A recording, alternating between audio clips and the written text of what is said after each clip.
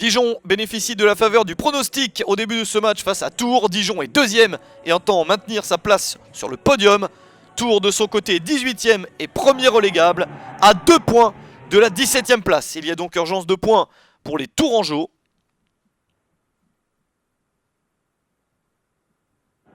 Et après la minute de silence, le match peut débuter et c'est Tours qui débute le mieux la rencontre avec ce coup franc.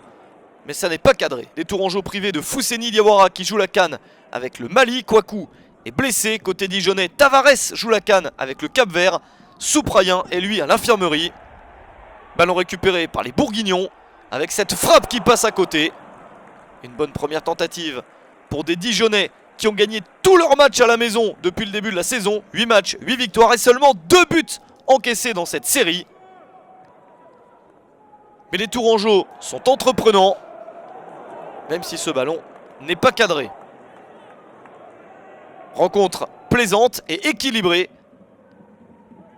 Attention à cette remise en retrait de Varro et une grosse erreur de Baptiste René.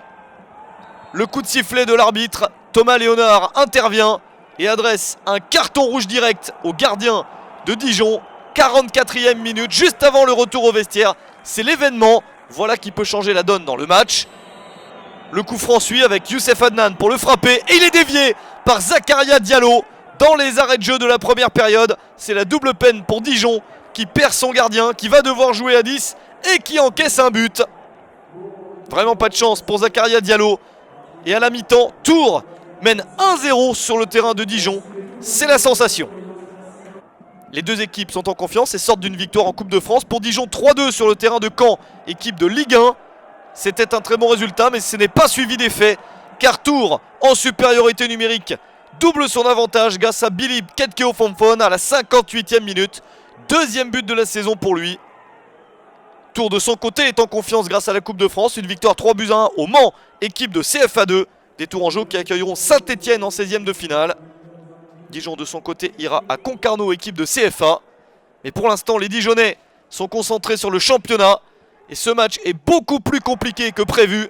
Ils sont menés 2-0 et jouent à 10 contre 11. Ils essayent de revenir.